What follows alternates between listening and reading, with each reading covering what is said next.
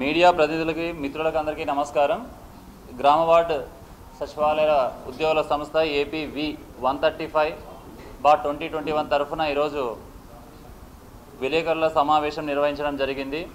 ప్రధానంగా గ్రామ వార్డు సచివాలయ ఉద్యోగస్తులు ఎదుర్కొంటున్నటువంటి అతి ముఖ్యమైనటువంటి అంశాలని ప్రభుత్వం దృష్టికి తీసుకురావాలనే ఒక ఉద్దేశంతో ఈరోజు ఈ కార్యక్రమం ఏర్పాటు చేసింది. ఈ కార్యక్రమానికి సంక్షేమ మరియు విద్యా సహాయాలతో పాటుగా ఇంజనీరింగ్ అసిస్టెంట్స్ మరియు డిజిటల్ అసిస్టెంట్స్ కూడా రావడం జరిగింది. ప్రతి సంవత్సరం మనం ఈ ప్రెస్ మీట్ నిర్వహించి ఆ సమకాలీన పరిస్థితుల్ని ప్రభుత్వానికి ఎక్స్ప్లెయిన్ చేయడం, అధికారులకి వినతిపత్రాలు అందించడం అనే ఆనవాయితీగా జరుగుతూనే ఉన్నది. సో నేను సంక్షేమ మరియు విద్యా సహాయకుల తరఫున వారికి ఉన్నటువంటి ప్రధాన సమస్యల్ని వివరించడానికి ప్రయత్నం చేస్తాను. ముఖ్యంగా సంక్షేమ మరియు విద్యా సహాయకులు గత 5 సంవత్సరాల నుంచి గ్రామ స్థాయిలో అనేక సంక్షేమ పథకాలను అమలు చేయడంలో వారు కీలక భూమిని పోషించారు. గత ప్రభుత్వం డిక్లేర్ చేసినట్టుగా దాదాపు 2.5 లక్షల కోట్ల సంక్షేమాన్ని ₹1 అవినీతి లేకుండా నిర్వహించడంలో సంక్షేమ మరియు విద్యా సహాయకుల పాత్ర ఎంతైనా ఉంది. అటువంటి ప్రధాన భూమిక పోషిస్తున్నటువంటి వీళ్ళు అటు సుస్థిరాభివృద్ధి లక్ష్యాల్లోనైతేనేమి, పేదరిక నిర్మూలన ప్రోగ్రామ్స్లో అయితేనేమి, సంక్షేమ పథకాల అమల్లో అయితేనేమి వీరి పాత్ర చాలా సుస్పష్టమైనటువంటి పాత్ర. వీరు ఆ పనులే కాకోకుండా సామాజిక భద్రత పెన్షన్లకు సంబంధించి అయితేనేమి, నేటి ప్రభుత్వం అమలుపరుస్తున్నటువంటి చంద్రన్న బీమా లాంటి పథకాలు అయితేనేమి, ఇతరత్ర సూపర్ 6 రాబో పథకాలన్నింటిలోనూ కూడా గ్రామ స్థాయిలో సంక్షేమ మరియు విద్యా సహాయానికి ప్రధాన పాత్ర. అయితే గత 5 సంవత్సరాల నుంచి ఎటువంటి ప్రమోషన్ ఛానల్ లేకోకుండా ఉన్నటువంటి పోస్టులలో వెల్ఫేర్లది కూడా ఒకటి. కాబట్టి ప్రభుత్వం వారు మేము పనిచేస్తున్నటువంటి అన్ని శాఖలలోనూ, అన్ని సంక్షేమ శాఖలలోనూ మరియు విద్యా శాఖలో మా విద్యార్థుల అనుగుణంగా ప్రమోషన్స్ కల్పించాలని చెప్పేసి ప్రభుత్వాన్ని మేము కోరుతూ ఉన్నాము. అదేవిధంగా 4 సంవత్సరాల నుంచి మా డిజిగ్నేషన్ని, మా జాబ్ యొక్క టైటిల్ని మార్చండి అని అడుగుతున్నాం. కారణం ఏంటంటే మేము కేటగిరీ 1 ఎగ్జామ్ రాసి వచ్చాం. కేటగిరీ 1 ఎగ్జామ్ రాసినటువంటి మిగతా ముగ్గురికి డిజిగ్నేషన్ని చేంజ్ చేసి సహాయకులు అనే పదం తీసేసి కార్యదర్శి అని యాడ్ చేశారు. బట్ మాకు మాత్రం అదేవిధంగా సహాయకులు, అసిస్టెంట్ అనే పదాన్ని కొనసాగిస్తున్నారు. తీసివేసి ఆ పదాన్ని సెక్రటరీ అనే పదాన్ని చేర్చవలసిందిగా ప్రభుత్వాన్ని విజ్ఞాపనలు చేస్తూనే ఉన్నాము. ఇంతవరకు కార్యరూపం దాల్చేది ఇది చాలా చిన్న విషయము. ప్రభుత్వం వారు దీన్ని పెద్ద మనసుతో అర్థం చేసుకొని కేటగిరీ 1 కొలమానంగా తీసుకొని మా యొక్క డిజిగ్నేషన్ని విద్యార్థుల ఆధారంగా దీన్ని మారుస్తారని చెప్పేసి వారికి విజ్ఞప్తి చేస్తూ ఉన్నాం. అదేవిధంగా 2 అటెండెన్స్ విధానాలు దేనికి? ఫేషియల్ యాప్, మేము కూడా ఫేషియల్ యాప్లోనే అటెండెన్స్ వేస్తాం. మాకు కూడా గ్రామ సచివాలయ ఉద్యోగస్తులకి వేరే అటెండెన్స్ యాప్ అనవసరము. మమ్మల్ని కూడా ఫేషియల్ యాప్లో వేయండి. ప్రతి నెల 23వ తారీఖు రాగానే సాక్షాత్తు ఉన్నతాధికారులే మీ జీతభత్యాల్ని అటెండెన్స్కి లింక్ చేస్తామని చెప్పేసి అదేదో కేవలం మాకు మాత్రమే పెట్టడం వెనక ఆంతర్యం ఏదో ఉన్నతాధికారులకి అర్థం కావడం లేదు. అందువల్ల మాకు కూడా అందరి అధికారుల్లాగా, ఉద్యోగస్తుల్లాగా ఒకే ఫేషియల్ అటెండెన్స్ విధానం తీసుకొచ్చి అందరం ఒక్కటే అనే భావన తప్పకుండా కలిగించాలి. 5 ఏళ్ళు అయిపోతుంది. ఏంటి వివక్ష అనేది మేము సుస్పష్టంగా అడగాలని ప్రయత్నం చేస్తూ ఉన్నాం. తర్వాత సంక్షేమ మరియు విద్యా సహాయకులు పాఠశాలల్లో మరుగుదొడ్ల ఫోటోలు తీయడం ఎంతవరకు సమంజసం? పాఠశాల మరుగుదొడ్లు పిల్లలే కాదు కదా, అక్కడ ఉన్నటువంటి స్టాఫ్ వాడుతూ ఉన్నారు, అక్కడ ఉన్నటువంటి టీచర్స్ వాడుతూ ఉన్నారు, ఆ స్కూల్ని విజిట్ చేసేటువంటి ఇతర వ్యక్తులు కూడా వాడుతూ ఉన్నటువంటి ఆ యొక్క మరుగుదొడ్ల ఫోటోలని సంక్షేమ మరియు విద్యా సహాయకులు ఫోటోలు తీయించడం ఏంటి? దానికైనా ఎంటెక్లు, పిహెచ్డీలు, బీటెక్లు, పీజీలు చేసి వచ్చిండేది. ఒకరికి అవమానకరమైనటువంటి విధి మాకు ఆమోదయోగ్యమవుతుందని ఎలా అనుకున్నారు? దయచేసి ప్రభుత్వం వారి విషయాన్ని ఆలోచన చేసి మాకు ఆ విధిని మాత్రమే తీసివేసి టీఎంఎఫ్ ఇన్స్పెక్షన్ ఫామ్ అనేది ఒకటి ఉంది, ఎంటీఎం ఇన్స్పెక్షన్ అనేది ఒకటి ఉంది, అవి మాత్రమే అలాగే ఉంచి ఈ యొక్క ఫోటోలు, మరుగుదొడ్ల ఫోటోలు కొట్టించడం అనే విధిని తీసివేయాలని చెప్పేసి వాళ్ళు సవినయంగా విజ్ఞప్తి చేస్తూ ఉన్నాము.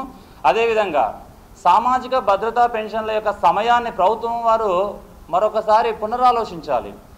8ంటికి సామాజిక భద్రతా పెన్షన్ల పంపిణీని కొనసాగించాలని చెప్పేసి సంక్షేమ మరియు విద్యా సహాయకుల తరఫున ప్రభుత్వాన్ని విజ్ఞప్తి చేస్తున్నాం. ఇది మిక్కిలి విజ్ఞప్తి. ఉదయం 6ంటికి స్టార్ట్ చేయాలంటే ఏ 4ంటికో 3ంటికో లేయాలి, ఏ 3ంటికో 4ంటికో లేచి గ్రామ స్థాయిలో మొదటి లబ్ధిదారు యొక్క ఇంటి తలుపును 6ంటికి కొట్టాలి. చాలామంది ప్రతి నెల యాక్సిడెంట్లకి చిమ్మ చీకట్లలో యాక్సిడెంట్లకు లోనయ్యి వాళ్ళు ప్రాణాలు కోల్పోయిన సందర్భాలు ఉన్నాయి, కాలు విరగొట్టుకున్న సందర్భాలు ఉన్నాయి. వీళ్ళందరికీ చాకరీ ఎవరు చేస్తున్నారంటే ఇంట్లో వాళ్ళ భర్తనో భార్యనో చేస్తారో తప్ప మనం కాదు కదా. సదుద్దేశంతో ఆలోచించి 8 గంటలు అనేది సరైన సమయము. మేము కూడా 6 గంటలకు లేచి బయలుదేరి 8 గంటలకంతా విలేజెస్కి చేరుకోవడానికి ఎంత మారుమూల ప్రాంతాలకైనా ఆటోలలో, బైక్లలో, ఇతరత్ర రవాణా సౌకర్యాలన్నీ ఉపయోగించుకొని 8ంటికైతే తప్పకుండా బాగుంటుంది. గతంలో ఎలాగ జరిగిందంటే గతంలో 5 రోజుల పంపిణీ కార్యక్రమం ఇది. గతంలో 5 రోజులు అదే ఊర్లో ఉన్నటువంటి అదే వీధిలో ఉన్నటువంటి వాలంటీర్ ద్వారా జరుగుతూ ఉండేది. ఇప్పుడు సాక్షాత్తు కలెక్టర్ గారి దగ్గర నుంచి మా స్థాయి వరకు అందరూ ఇన్వాల్వ్ అవుతున్నాం కాబట్టి 8 నుంచి ఈ ప్రోగ్రామ్ని పెడితే బాగుంటుంది అనేది మా 1,00,000 మంది ఉద్యోగస్తుల తరఫున ఒక ప్రధానమైన విజ్ఞప్తి. దయచేసి పెద్ద మనసుతో ప్రభుత్వం దీని గురించి ఆలోచిస్తుందని చెప్పేసి కోరుతూ ఉన్నాం. అదేవిధంగా ఇంటింటికి తిరిగి సర్వేలు చేస్తూ ఉన్నాం. ఈ సర్వేలు చేయడం మాకేం ఇబ్బంది ఏం లేదు. ఎన్ని సర్వేలైనా చేస్తాం, మంచి క్వాలిటీ అవుట్పుట్ ఇస్తాం, అందుకే మేము ఉన్నాం. అయితే టార్గెట్లు ఏంటి? మొదటి రోజు ఇంత పర్సెంటేజ్ కావాలి, మొదటి గంటకే ఇంత పర్సెంటేజ్ కావాలి. గవర్నమెంట్ ఒక వారం టైం ఇస్తే అధికారులు దాన్ని 2 రోజులు కుదించడము, మండలాధికారులు దాన్ని 1 రోజుకే కుదించడము, గ్రామస్థాయి అధికారులు అర్ధ రోజు కుదించడము, మా వరకు వచ్చేసరికి గంటకే అయిపోవాలి. అదే సాక్షాత్తు ముఖ్యమంత్రి గారు వారం అని టైం చెప్తారు కొన్ని సర్వేలు. అది కాస్త ఆయన వారం అంటే మా దృష్టిలో 7 గంటల కింద వచ్చేస్తూ ఉంది ఇక్కడికి వచ్చేసరికి. దయచేసి ప్రభుత్వం వారు ఏదైతే నియమ నిబంధనలు సమయ సారణిని ఇస్తారో ఆ ప్రకారమే మాకు ఉండాలి.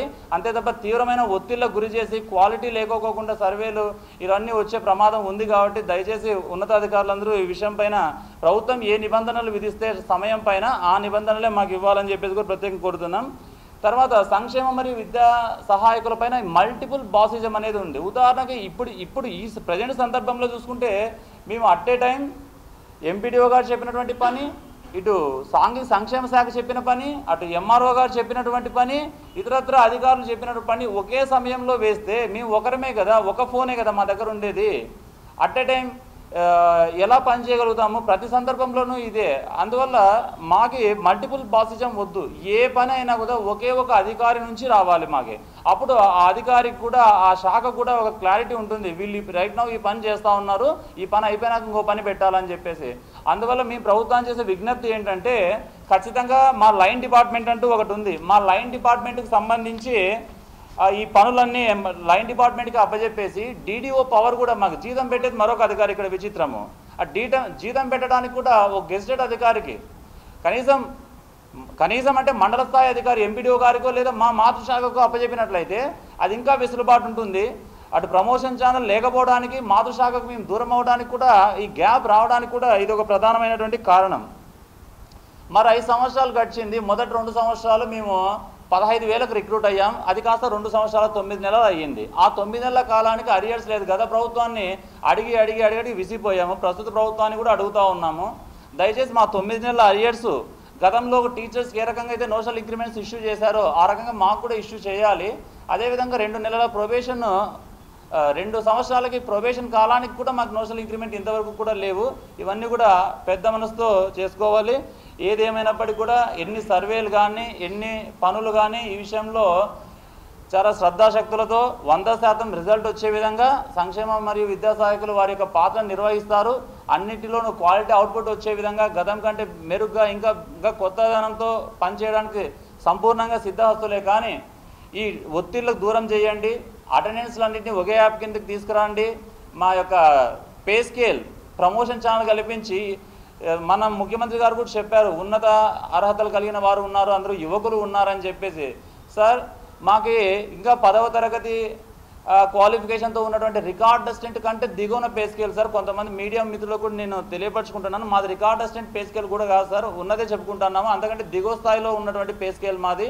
కాబట్టి మాకు కనీసం జూనియర్ అసిస్టెంట్ ఆ పై స్థాయి 5 సంవత్సరాలు అయిపోయింది సిస్టంలోకి వచ్చి, జూనియర్ అసిస్టెంట్ ఆ పై స్థాయి వేతనం కల్పించినట్లయితే గ్రామ సచివాలయ ఉద్యోగస్తులకు అందరికీ కూడా ఇది ఒక మా జీవితాన్ని నిలబెట్టినటువంటి ప్రభుత్వంగా ఇది నిలిచిపోతుంది. 1,00,000 మంది గుండెల్లో కూడా నిలిచిపోతుందని చెప్పుకోవడంలో ఎటువంటి సందేహం కూడా లేదు. కాబట్టి మా యొక్క ఈ విజ్ఞప్తులన్నింటినీ అధికారుల ద్వారా ప్రభుత్వం వారు చేయిస్తారని చెప్పేసి, తద్వారా మా అందరికీ మానసిక ఒత్తిడి, శారీరక ఈ అమ్మాయిలు అబ్బాయిలు ఏ విధంగా యాక్సిడెంట్లు జరుగుతున్నాయి, ప్రమాదాలు జరుగుతున్నాయి అనేటువంటిది 6 నెలలు 1 ఇయర్ పాటు బెడ్ రెస్ట్ తీసుకున్నప్పటికీ కూడా రికవర్ కానటువంటి యాక్సిడెంట్లు ఈ పెన్షన్ అమౌంట్ రికవరీ టైంలోనే జరుగుతున్నాయి మిత్రులారా.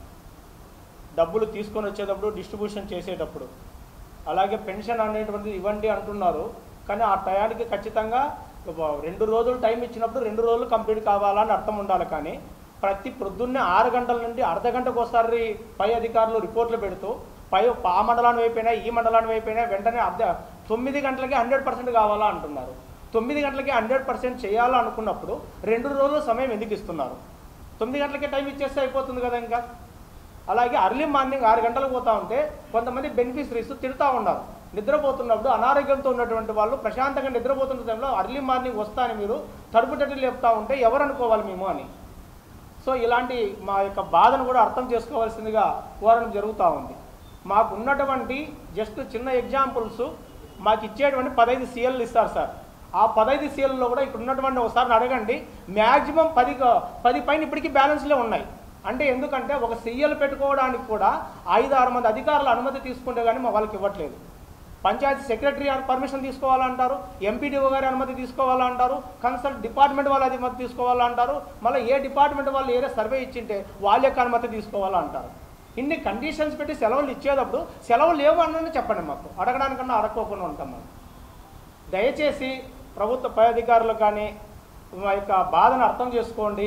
డిగ్రీలు చదివి వచ్చినటువంటి వాళ్ళకి రికార్డ్ అసిస్టెంట్ కన్నా తక్కువ స్థాయి పే స్కేల్ ఇస్తున్న 5 సంవత్సరాల నుండి ఏమాత్రం మొహమాట లేకుండా ఏ సర్వే ఇచ్చినా ప్రభుత్వం ఇచ్చినటువంటి సమయానికన్నా ముందుగానే మనము పని చేస్తూ ఉన్నాం. ప్రభుత్వాలకు అందరికీ కూడా మంచి పేరు చేస్తూ ఉన్నాం. అలాగే ప్రస్తుత ప్రభుత్వంలో కూడా అనేక సందర్భాల్లో ప్రభుత్వం యొక్క వ్యతిరేకత మేము చూపించుకోవడం జరుగుతూ ఉంది. ప్రభుత్వం యొక్క వ్యతిరేకతను కూడా మేము కూడా చూపించడం, ఎలక్షన్లలో కూడా చూపించడం జరిగింది. దానికి అప్రజమే గతంలో ఎమ్మెల్సీ ఎలక్షన్స్ కానీ ఇవన్నీ కూడా గతంలో మేము కూడా ప్రస్తుతం యొక్క ఉన్నటువంటి అధికారం పార్టీకి మద్దతుగా ఇచ్చినామనే దానికి ప్రతిరూపంగానే గతంలో జరిగినటువంటి ఎమ్మెల్సీ ఎలక్షన్స్లో ఫలితాలు కూడా. దయచేసి ప్రభుత్వంలో ఉన్నటువంటి ఉన్నత అధికారులు కింది స్థాయిలో ఉన్నటువంటి ఉద్యోగస్తుల ఆవేదన ఆర్తనాదాన్ని అర్థం చేసుకోవాల్సిందిగా కోరుతున్నాం. ఎవరికి కూడా ఉదాహరణకి సోషల్ వెల్ఫేర్ డిపార్ట్మెంట్లో ఉన్నటువంటి మేము ఎటువంటి పర్మిషన్ కావాలన్నా 4-5 మంది అధికారుల యొక్క అనుమతి తీసుకోవాల్సి వస్తూ ఉంది. ఏ ఒక్క పర్మిషన్ కావాలన్నా కూడా ఒక్క అధికారితో నెరవేరేటువంటి పరిస్థితులు లేనటువంటి విపత్కర పరిస్థితుల్లో ఉన్నాం. ఏ డిపార్ట్మెంట్కి సంబంధం లేనటువంటి ఒక అరణ్య రోదన రాగా వెల్ఫేర్ అసిస్టెంట్ లెక్క బాధ కొనసాగుతూ ఉంది. దయచేసి ఈ బాధను అర్థం చేసుకొని ఒక డిపార్ట్మెంట్ ద్వారా పని చెప్పండి. ఎంత పని చేయిస్తున్నారో, ఏం చేయిస్తున్నారో, ఎవరు చేస్తున్నారో అర్థమవుతా ఉంది. ఇంత కష్టపడి పని చేస్తే, ఇంత కష్టపడి ఫీల్డ్ లెవెల్లో పెన్షన్స్ అన్నీ కూడా 9 గంటలకు పంచితే మళ్ళీ వాళ్ళ యొక్క పొగడతలు మాత్రం పై స్థాయి అధికారులు తీసుకుంటూ ఉన్నారు. పై స్థాయి అధికారులు ఒకరి మీద ఒకరు పోటీలు, వాళ్ళు ఒక మంచి పేరు తెచ్చుకోవడానికి కింది స్థాయి ఉద్యోగస్తులను చాలా ఇబ్బందులకు గురి చేయడం జరుగుతూ ఉంది. పోనీ ఇంత కష్టపడితే వీళ్ళకి నెక్స్ట్ ప్రమోషన్ ఛానల్ ఈ డిపార్ట్మెంట్లో ఉంది, ఈ స్థాయికి వెళ్తారు, ఇలా వెళ్తారు అంటే ఎటువంటి బాధ లేనటువంటిది. ప్రభుత్వం అనేక రకాల చర్చలు జరుపుతూ ఉన్నది. అన్ని స్థాయి ఉద్యోగస్తులను ఎవరెవరిని వారి యొక్క డిపార్ట్మెంట్లో మెర్జ్ చేసి ఆ డిపార్ట్మెంట్ ద్వారా పనులు చేయించవలసిందిగా ప్రభుత్వాన్ని గట్టిగా మేము డిమాండ్ చేయడం జరుగుతూ ఉంది. అలా అయినప్పుడు మాత్రమే మాకు అంతో ఇంతో న్యాయం అన్న జరుగుతూ ఉంది. అలాగే ప్రతి ఒక్క ఉద్యోగస్తునికి, ప్రతి శాఖ ఉద్యోగస్తునికి కూడా తర్వాత నెక్స్ట్ ప్రమోషన్ స్థాయి ఎక్కడ వస్తుంది, ఏ రకంగా వస్తుంది, ఏ డిపార్ట్మెంట్లో వస్తుంది, వాళ్ళ యొక్క అజమాయిషి ఏ విధంగా ఉండాలనేటువంటిది కూడా. అలాగే ఇంతకుముందు మా మిత్రులు చెప్పినట్టు అటెండెన్స్ అందరూ సచివాలయ ఉద్యోగులే వస్తున్నారు. కానీ కొంతమంది సచివాలయ ఉద్యోగస్తులకు స్పెషల్ యాప్ ఇస్తున్నారు, కొంతమంది ఉద్యోగస్తులు మాత్రం అక్కడే ఉండి అక్కడే అటెండెన్స్ చేయాలా అంటున్నారు. ఇది ఏ విధంగా సమాన న్యాయం జరుగుతుంది? ఇది పై స్థాయి అధికారులందరూ గుర్తించుకోవాల్సిందిగా. ప్రభుత్వ పై స్థాయి నుండి వస్తున్నటువంటి ఆర్డర్స్ అయితే అందరూ సమానమే అన్నట్లు వస్తున్నాయి. కానీ కింది స్థాయిలో ఉన్నటువంటి కొంతమంది అధికారులు వారి శాఖ ఉద్యోగస్తులను వెనకేసుకొని వస్తూ ఎవరీ లేనటువంటి అరణ్య రోదనగా ఉన్నటువంటి ఇంజనీరింగ్ అసిస్టెంట్ కానీ, డిజిటల్ అసిస్టెంట్ కానీ, వెల్ఫేర్ అసిస్టెంట్లు కానీ వీళ్ళు అరణ్య రోదన కానీ మిగిలిపోతూ ఉందన్నమాట. వీళ్ళ బాధ ఎవరితో చెప్పుకోవాలో తెలియదు. ఈ బాధ ఎందుకంటే ఎవరు వినరు. అందరూ ఏమన్నంటే ఖచ్చితంగా చేయాల్సిందే. ఒకే ఒక మాట ఏమొస్తుందంటే ఆఖరికి నిజంగా యాక్సిడెంట్ అయినప్పటికీ కూడా దాని సెలవులకు కూడా ఎంత ఇబ్బంది పడాల్సిన పరిస్థితి వస్తూ ఉందంటే ఒకరేమంటున్నారు, మీ కింది స్థాయి అధికారితో సంతకం తీసుకోండి అంటారు. మళ్ళీ ఇంకోరు ఏమంటారు, మండల స్థాయి అధికారితో సంతకాలు తీసుకోండి అంటారు. ఇంకోరు ఏమంటారంటే మళ్ళీ మీ డిపార్ట్మెంట్తో సంతకాలు తీసుకోండి అంటారు. ఈ ముగ్గురులో ఏ ఒక్కరు ఒప్పుకోకపోయినా దాంట్లో సెలవు అనేది ఇవ్వట్లేదు. ఇన్ని కండిషన్స్ పెట్టడం వల్ల ఈ సచివాలయ ఉద్యోగస్తులకి సెలవులే లేవు, సీఎల్లు లేవు, మెడికల్ లీవ్లు ఏమీ లేవన్నా చెప్తే బాధ్యతలు అనుకుని అట్లనే పని చేసుకుంటాం. చాలా కఠినంగా ఉన్నాయి. కింది స్థాయిలో పనిచేస్తున్నటువంటి వాళ్ళు, కింది స్థాయిలో ఉన్నటువంటి గ్రామ స్థాయి లీడర్లు కూడా అది ఏదో సచివాలయ ఉద్యోగస్తులే కొంతమంది కావాలని చేస్తున్నట్లుగా కొంతమంది నాయకులు సచివాలయ ఉద్యోగస్తుల మీద విపరీతమైనటువంటి పని ఒత్తిడి గురి చేస్తూ రాజకీయ ఒత్తిడిని కూడా గురి చేయడం జరుగుతూ ఉంది. దయచేసి పై స్థాయిలో ఉన్నటువంటి నాయకులు ఎవరైనా సరే అంటే ప్రభుత్వ అధికారులు కానీ లేదా ముఖ్యమంత్రి స్థాయి వ్యక్తులు కానీ ఇందులో చర్యలు తీసుకొని తగిన చర్యలు తీసుకోవాల్సిందిగా కోరుచు ఇందుతో ముగిస్తున్నాం. నా పేరు వచ్చేసి సల్మాన్ బాషా. నేను వచ్చేసి అసోసియేషన్ ఆఫ్ సెక్రటరియట్స్ ఇంజనీర్స్ అంటే ఇంజనీరింగ్ అసిస్టెంట్స్ విభాగానికి స్టేట్ కార్యవర్గ సభ్యుడిని. సో మొదటగా వచ్చేసి మేము ఇంజనీరింగ్ అసిస్టెంట్లు 2019లో 2019 రిక్రూట్మెంట్లో జాయిన్ అయినాము. సో అప్పుడు వచ్చేసి మాది వచ్చేసి కన్సాలిడేట్ పే ఇచ్చారు. సో కన్సాలిడేట్ పే తర్వాత 2 ఇయర్స్లో మాకు ప్రొబేషన్ డిక్లేర్ చేయాలి. అలా కాకుండా 9 మంత్స్ డిలే చేయడం జరిగింది. సో అలా అని చెప్పేసి మేము కష్టపడి గవర్నమెంట్కి మంచి పేరు తెప్పించాలన్న ఉద్దేశంతో ఎక్కడే కానీ చెడ్డ పేరు రాకుండా కష్టపడి పనిచేసాము. సో మొదటగా వచ్చేసి మా జాబ్ చార్ట్లో వచ్చేసి మేము పంచాయతీరాజ్ ఇంజనీరింగ్ డిపార్ట్మెంట్కు, రూరల్ వాటర్ సప్లై డిపార్ట్మెంట్కు, సర్వశిక్ష అభియాన్ ఆ ప్రభుత్వంలో నాడు నేడు ప్రోగ్రామ్స్ చేశాము. అదేవిధంగా మైనర్ ఇరిగేషన్ డిపార్ట్మెంట్లో కూడా చాలా పని చేశాము. సో అదేవిధంగా హౌసింగ్ డిపార్ట్మెంట్లో కూడా చేశాము.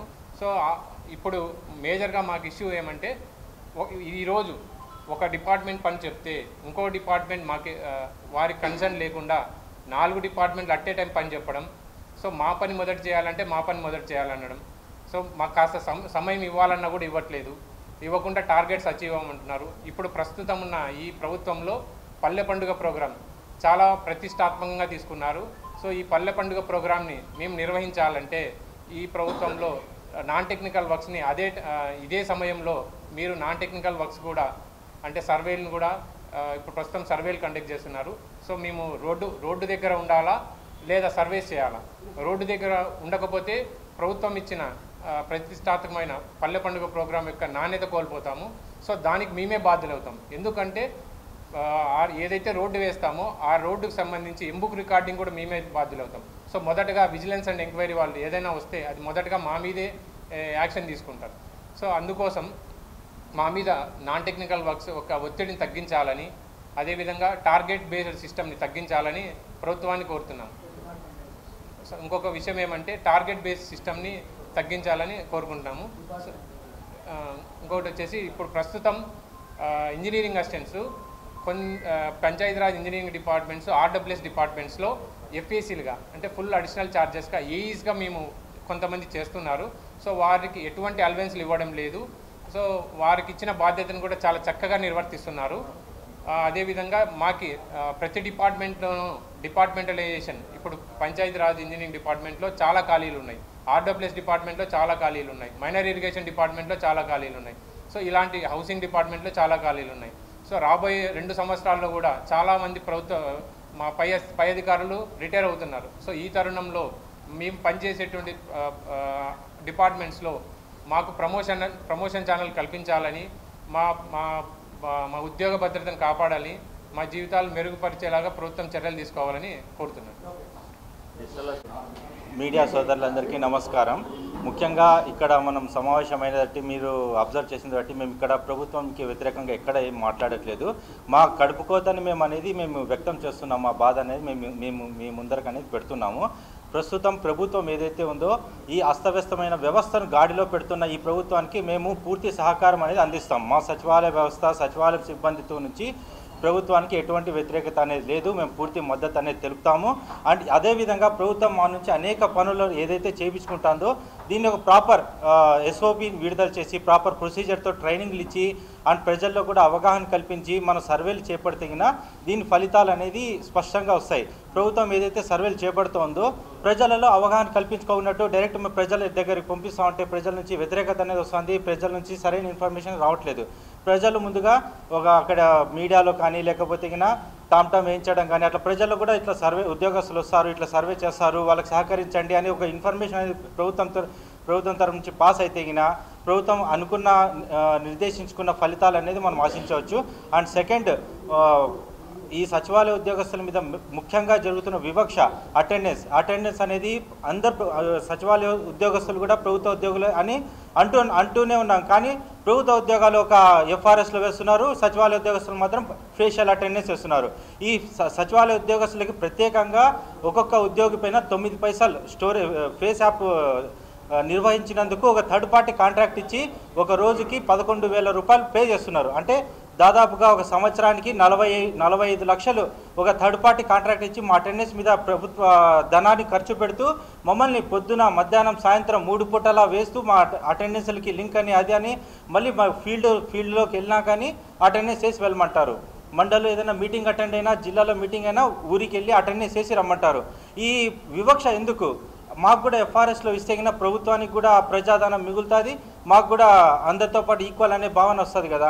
అండ్ సెకండ్, పంచాయతీరాజ్ డిపార్ట్మెంట్లో డిస్లస్టెంట్ అనే వాళ్ళు రిక్రూట్ అయినా కూడా పంచాయతీరాజ్ డిపార్ట్మెంట్ ఈరోజు కూడా మమ్మల్ని తన డిపార్ట్మెంట్ వాళ్ళుగా చూడకుండా మమ్మల్ని ఒక సపరేట్ లాగా చూస్తుంది. అది కాకున్నట్టు మమ్మల్ని కూడా డిపార్ట్మెంట్ లాగా కన్సిడర్ చేసి మా బాధను కూడా అర్థం చేసుకొని మా సమస్యల్ని, మా కోఆపరేట్ని మాకు తగిన సహకారం అందిస్తూ మాకు త్వరితగతిన సీనియారిటీ లిస్ట్ కానీ, ప్రమోషన్ లిస్ట్ కానీ మాకు కల్పించవలసిందిగా మేము ఈ విధంగా మీ ద్వారా ప్రభుత్వానికి తెలియజేస్తున్నాం.